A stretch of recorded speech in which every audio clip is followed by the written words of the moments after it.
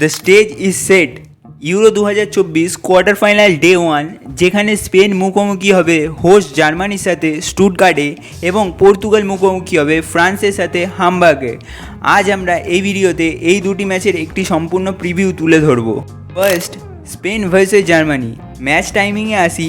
5ই জুলাই রাত 9:30 ভারতীয় সময় এবং রাত 10টা বাংলাদেশি সময় অনুযায়ী জার্মানি স্টুটগার্টে এই ম্যাচটি অনুষ্ঠিত হবে।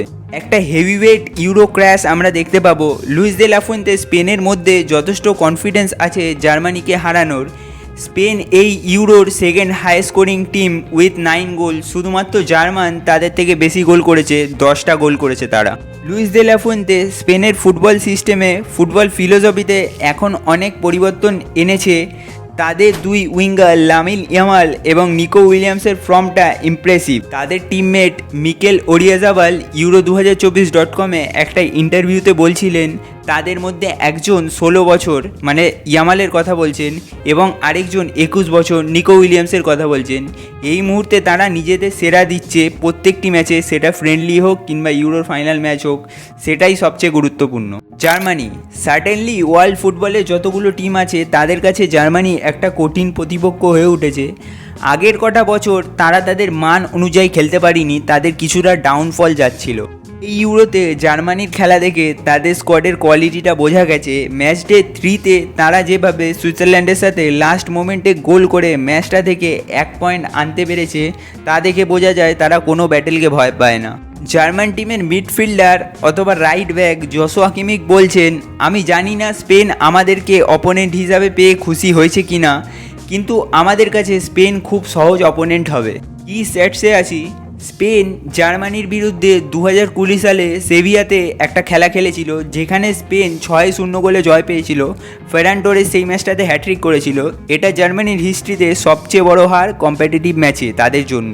এবার পর্তুগাল ভার্সেস ফ্রান্সে আসা যাক। ম্যাচটি 6ই জুলাই রাত 12:30 ভারতীয় সময় এবং বাংলাদেশি সময় রাত 1টায় অনুষ্ঠিত হবে জার্মানির হামবার্গে।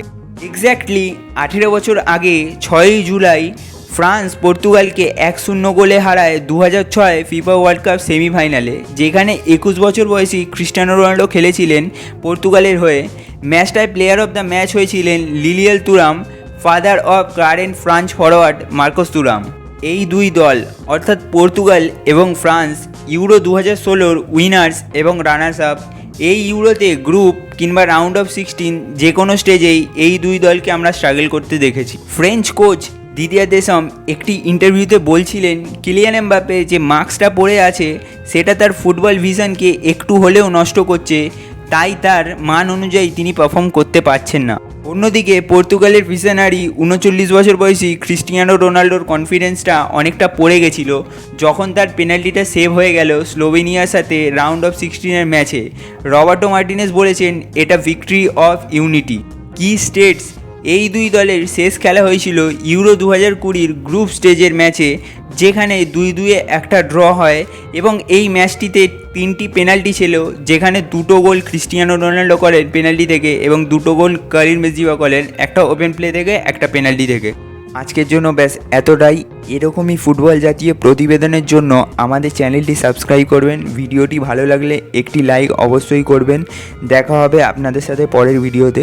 ধন্যবাদ বন্ধুরা।